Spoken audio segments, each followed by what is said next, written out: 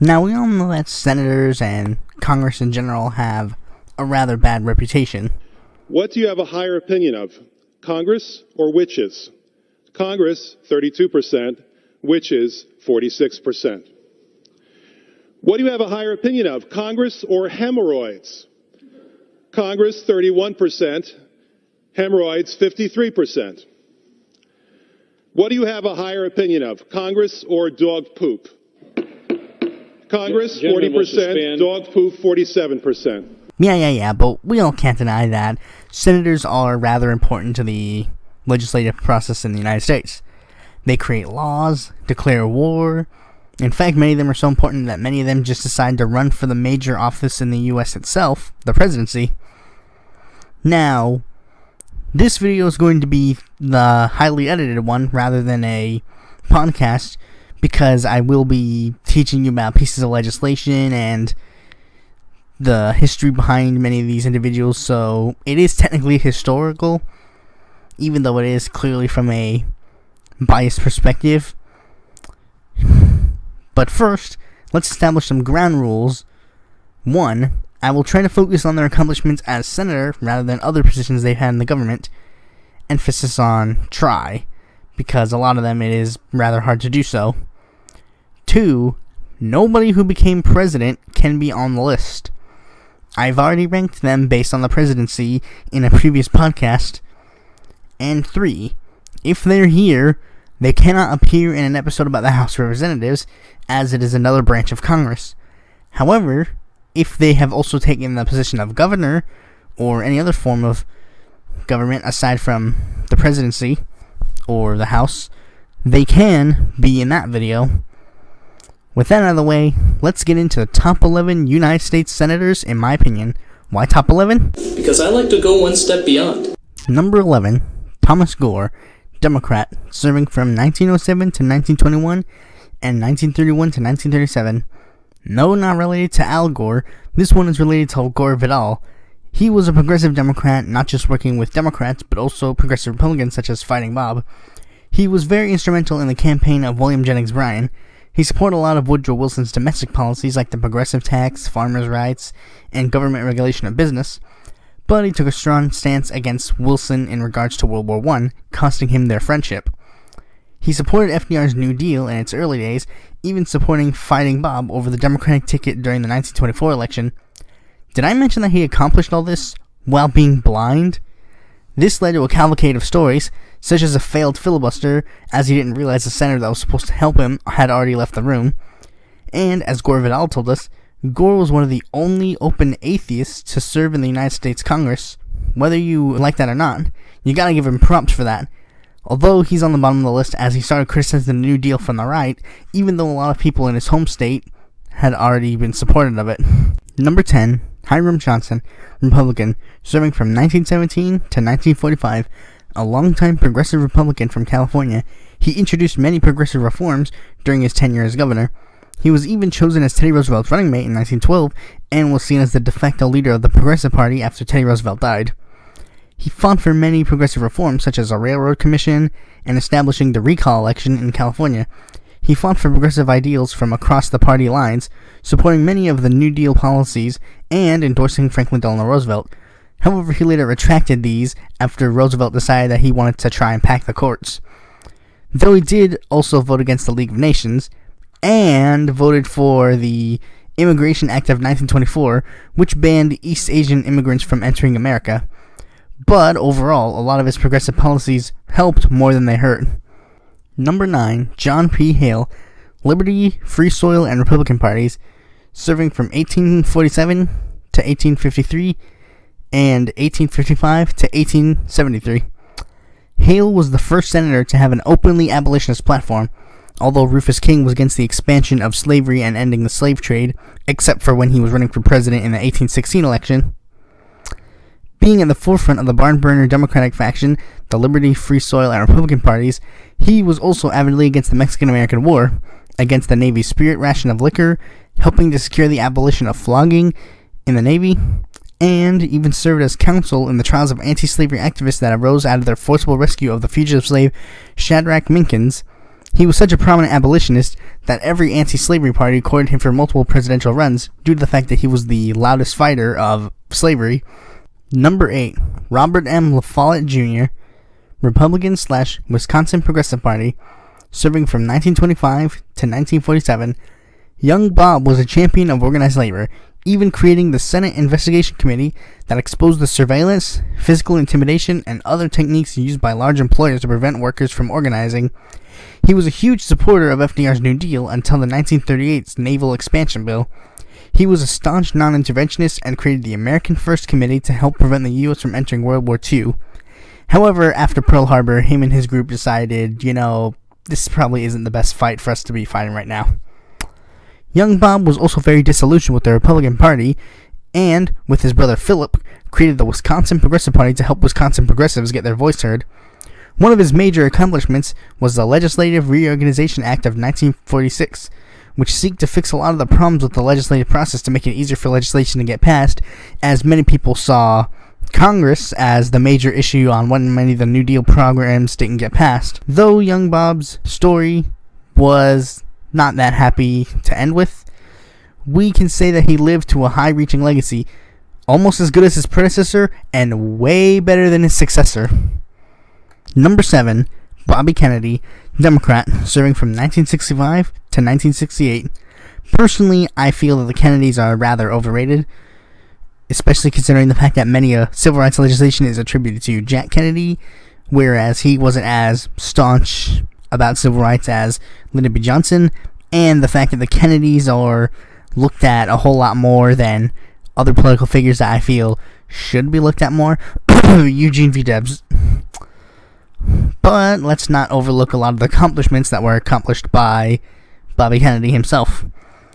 He was one of the earliest supporters of gun control, even attempting to ban the mail-order guns. He voted in favor of all the Great Society programs by Lyndon B. Johnson, despite the fact that him and Johnson didn't see eye to eye on personal issues. He tried to get the U.S. to swear against using nuclear weapons. He visited apartheid-era South Africa and criticized apartheid with one simple sentence: "But suppose God is black." He helped create the Bedford-Stuyvesant Restoration Company, a redevelopment project to help poverty-stricken Bed-Stuy. He also worked really hard on civil rights and workers' rights leaders such as Cesar Chavez and Martin Luther King Jr., despite the fact that he authorized legal wiretapping of Martin Luther King Jr.'s home. Kennedy held off from criticizing Vietnam War while secretly trying to seek peace while meeting with other foreign leaders. He even participated in a town hall with then Governor of California, Ronald Reagan, where they discussed the majority of the issues. Why he ranks lower on the list than many others range from the illegal wiretapping of Martin Luther King Jr., reluctance to criticize the war, the overexposed nature of the Kennedy families to the point where they are still getting elected. We've had enough Kennedys, Bushes, and Clintons. We got enough of them. Though personally I wouldn't mind more Roosevelts. Number 6, Huey Long, Democrat, serving from 1932 to 1935. Now this one I think I'm going to get a bit more flack for, due to the controversial nature of Huey Long himself. While some of this info relates to his tenure as governor rather than his tenure in the Senate, we can't deny that his tenure as governor was really effective in helping the poor and disadvantaged, as he continued fighting for the disadvantaged when he went to the Senate with our Share Our Wealth program. In fact, he was one of the very few people to criticize the New Deal from the left rather than the right. Well, of course, due to the fact that he had a program titled Share Our Wealth, there was at one point where he was criticized for being a communist. Well, I mean, it's something that every left-winger has to deal with at one point. Long was quoted as saying, "Communism? Hell no, this plan is the only defense this country has got against communism." In fact, many of his fiercest critics were actually American communists.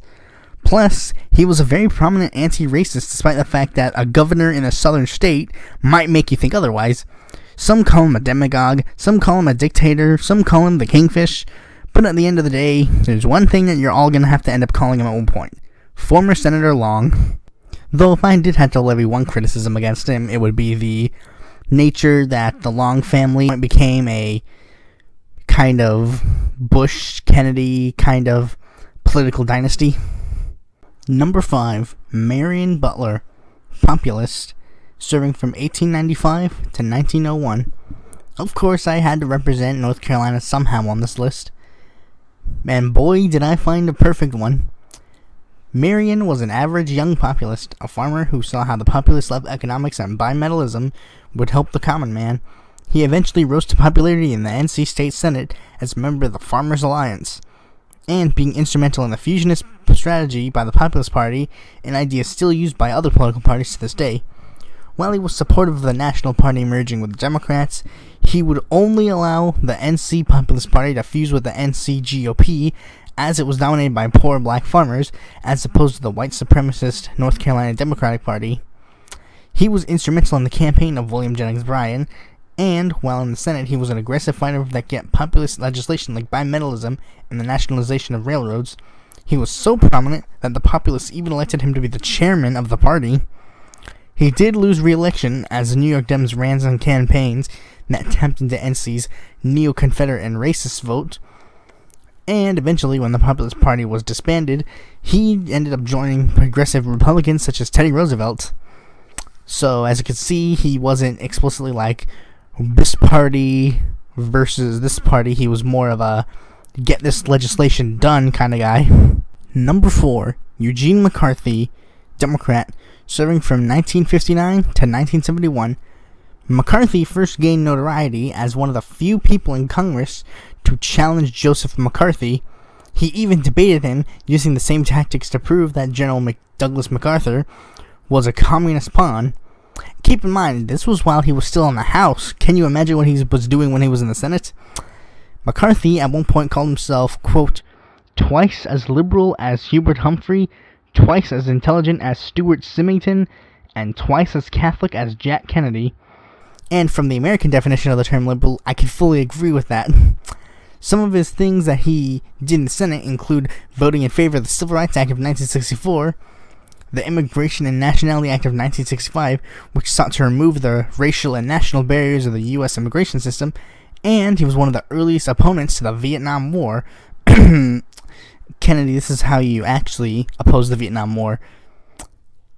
He even ran as the actual big anti-war candidate in 1968 when he ran for the presidency.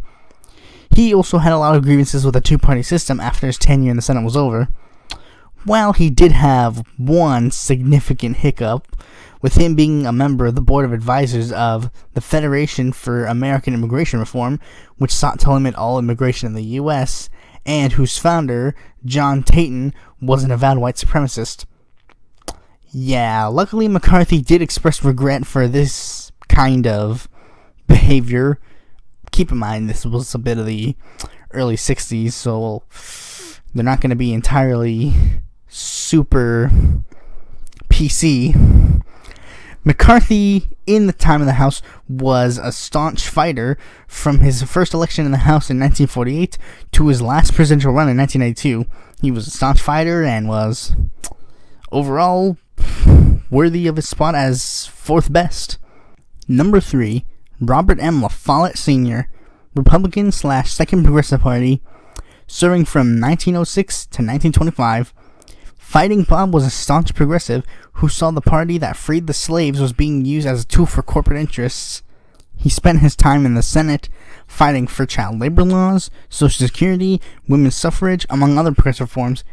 He was also a staunch non-interventionist, much like his son earlier in the list, and was super against the World War I intervention, and fought against the prosecution of Eugene V. Debs. Thank you for that. And was one of the key people in initiating the investigation of the Teapot Dome scandal. Being an aggressive progressive, he didn't make many friends in the Senate, such as when he opposed arming merchant ships. Teddy Roosevelt actually called him a, quote, skunk who ought to be hanged.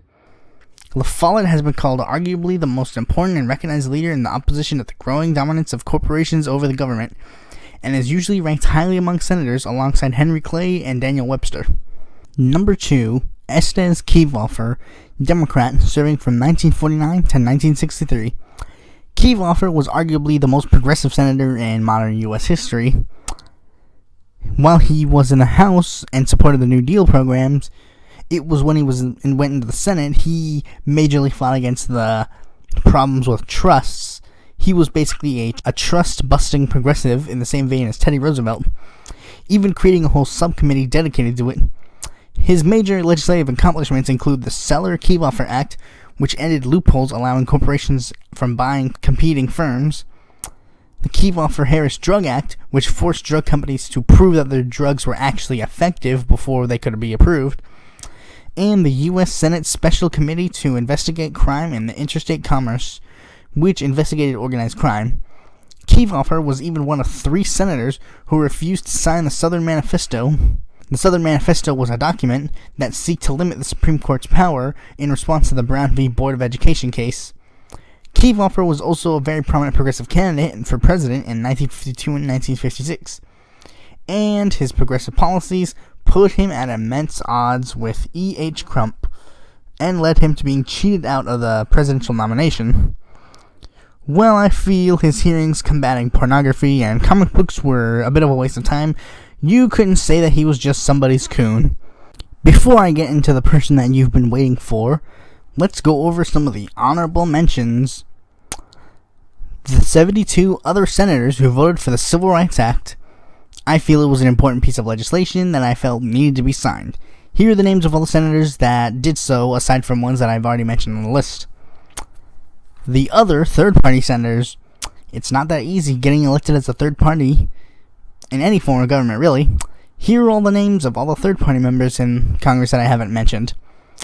John C. Fremont, Free Soil Democrat, from 1850 to 1851.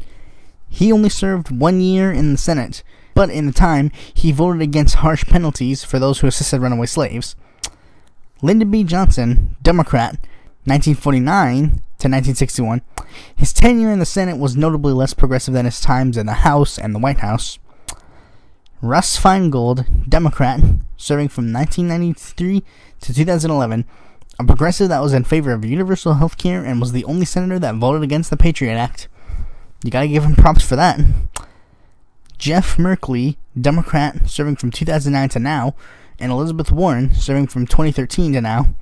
Staunch progressives that each take very little to no corporate PAC money and fight hard for progressive ideals. Number 1, Bernie Sanders, Independent, serving from 2007 to now. One of the OG people that got me involved and interested in the U.S. political scene. I don't even have to tell you much about his political positions, as he'll make it clear to you where he stands on the political spectrum, though I will inevitably talk about that in a bit. So much so, many people actually wanted him to run for president 4 years before he actually did. His presidential run is the reason many progressive organizations have been formed or gotten a surge in membership. Spending his time in the House and Senate fighting to get the U.S. universal health care, tuition-free college, and legalizing weed, let's not ignore the fact that he's the U.S.'s most popular politician. He manages to do this by campaigning for populist policies, not allowing himself to be bought, and remaining consistent with his views. Seriously, look at his speeches that he made in the beginning of his career and compare them to today. There's very little difference.